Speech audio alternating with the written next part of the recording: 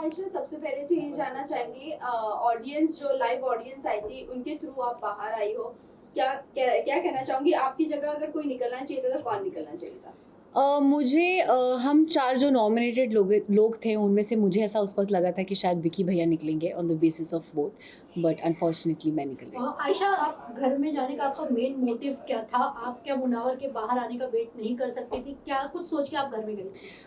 इस चीज़ के बारे में मैं शो पे भी बात कर चुकी हूँ। ये इस बारे में मुनव्वर खुद एक्सेप्ट कर चुके हैं कि अगर ये टॉपिक घर के बाहर हो रहा होता तो इस टॉपिक को एंटरटेन भी नहीं करते हैं। And it was not just about his and mind personal life, but it was also about the stand that I wanted to take.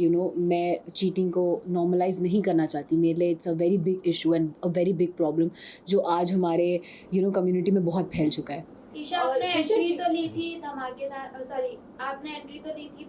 लेकिन उसके बाद आपका गेम बहुत स्लो हो गया। फिर अचानक आपको नॉमिनेशन में डाल दिया गया। उसके बाद आपने जो भी बोला मुनावर के लिए, जो भी आपने कहा था कि मैं प्रूफ देकर आई हूँ, बाहर उनका ये चल रहा है वो चल रहा है, तो इतने दिन आप चुप क्यों थी? आपने क्यों नहीं बोला, जबकि इस चीज़ को वीकेंड के वार पर भी एड्रेस किया गया था? मैंने प्रूफ्स वाली बात डे 1 पे भी बोली थी। जब मैं आर्काइव रूम में आई थी तभी मैंने क्लियर कर दिया था कि आप अगर मेरे अगेंस्ट कुछ भी झूठ बोलते हैं तो मैं बाहर प्रूफ्स देकर आई हूँ और मैं ऐसे ही नहीं आई हूँ। एंड रही बात कि मैं बहुत जोश से आई थी और फिर जो मेरा गेम डल होने की बात है, हाँ मुझे भी इस चीज़ का रिग्रेट है कि शायद अगर मैं उस इमोशनल चीज़ में ना बही होती तो मैं एज अ कंटेस्टेंट बेटर कर पाती। बट ठीक है, देर आए दुरुस्त आए। एंड रही बात, मैं नॉमिनेशन की वजह से मैंने चीज़ें नहीं बोली थी। जो रीज़न यूज़ हुआ था नॉमिनेशन में, दैट इज़ वॉट हर्टेड मी कि आप अगर मुझसे कह रहे हैं कि पर्सनल चीज़ों को असाइड रख के गेम पे फोकस करते हैं एंड आप ही गेम के लिए मुझे एक पर्सनल रीज़न दे के नॉमिनेट करें। अगर वो मुझे नॉमिनेट नहीं करते तो भी मैं नॉमिनेट होने वाली थी। पूरा घर का हाथ था ही मेरे नॉमिनेशन के पीछे। So it was not because of nomination, it was because of the reason. बहुत सारे आपको और मुनव्वर को लेकर, ब्रेकअप को लेकर या नाजिला के साथ जो भी रिलेशनशिप है उसको लेकर बहुत ज्यादा बातें हो रही है, जबकि मीडिया में ये चीजें पता नहीं थी। आपने नाजिला के एक पोस्ट पे कमेंट किया था, उसके बाद आप खुद ही पॉडकास्ट पर आकर अपनी फ्रेंड के आपने खुद ने बोला तब तक कि मीडिया में ये बात आई भी नहीं थी। फिर आपने ये क्यों कहा कि बहुत सारी बातें हो रही है हमारे ब्रेकअप और रिलेशनशिप को लेकर? फर्स्ट ऑफ ऑल कि ये जो पॉडकास्ट वाली बात है या मेरे कमेंट करने की बात है, मैं तो खुद ही मैं ये पहले भी बोल चुकी हूँ कि मैं खुद ही अपने सोशल मीडिया पे ये चीज़ जिस दिन मुझे पता चली थी उसी दिन पोस्ट करने वाली थी इस चीज़ से रिलेटेड एक वीडियो बना के। क्योंकि I don't have a problem अगर मेरे साथ किसी ने गलत किया, कोई अपने पब्लिक इमेज का मिसयूज़ कर रहा है तो मैं क्यों ना बोलूँ उस चीज़ के बारे में।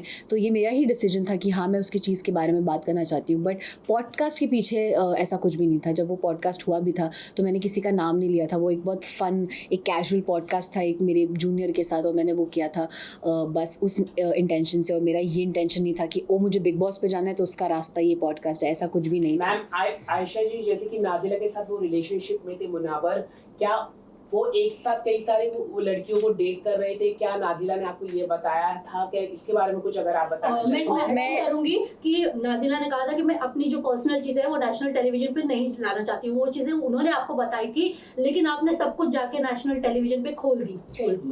जी नहीं, मैं फर्स्ट ऑफ ऑल इस टॉपिक पे ज़्यादा एग्जैजरेट नहीं करना चाहती।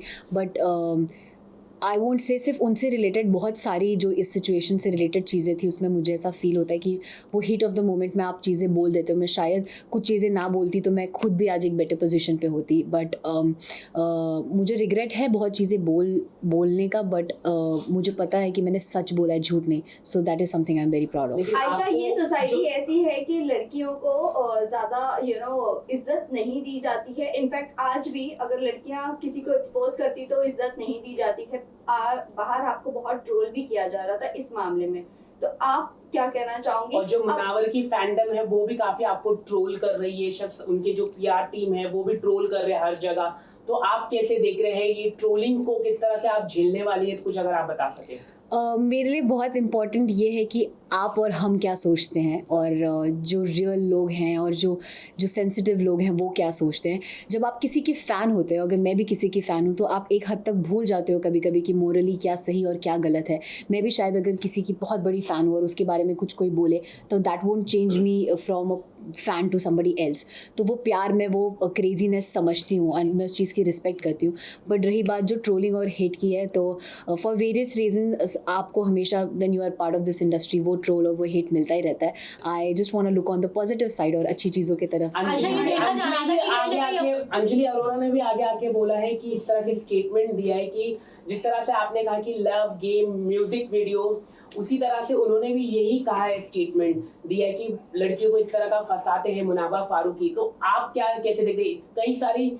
कई सारी महिला है जो आगे आके उनको बोलना चाहिए जिस तरह से आपने बोला है. हाँ, मतलब मैं अगर इस चीज़ में, मुझे ऐसा लगता है अगर मैं इस चीज़ में ये स्टैंड ले रही हूँ, तो अगर किसी को फील होता है कि उनके साथ भी गलत हुआ है, and it's not just in context of Munawar, किसी और लड़के की भी टूवर्ड्स या किसी और ने भी उनका गलत किया है, तो आई थिंक आपको उस चीज़ के बारे में बात करना चाहिए and you should be vocal about it. Ayesha, ये देखा जाता था कि जब आप नॉमिनेट होती थी तब जो है आप मुनावर से लड़ती थी. उससे पहले आपका और मुनावर का रिलेशन सही होता था, लेकिन जैसे ही बारी नॉमिनेशंस की आती थी आप लड़ना शुरू कर देती थी. इस पे क्या कहते हैं? अगर मुझे गेम का इतना ही क्रेज़ होता तो शायद वो जो मुझे नॉमिनेशन और इन्हीं चीज़ों से फ़र्क पड़ता, तो वो जो मेरा 10 दिन का पीरियड था जिसकी वजह से मेरे बाकी घर वालों से रिश्ते ख़राब हुए, मैं वो ना करती और मैं इमोशंस में ना बहती. बट मेरे लिए उस वक्त वो ज़्यादा ज़रूरी था कि मैं क्या फ़ील कर रही हूँ और क्या नहीं, रादर देन मैं नॉमिनेट हो रही हूँ या नहीं, या मैं क्या कर रही हूँ, गेम में कैसे जा रही हूँ वगैरह वगैरह. लास्टली किसको आप विनर देखना चाहते हैं? अभिषेक या अंकिता जी, दोनों में से जो भी जीत जाए, दोनों ही मेरे दिल के बहुत करीब है. I will be very happy.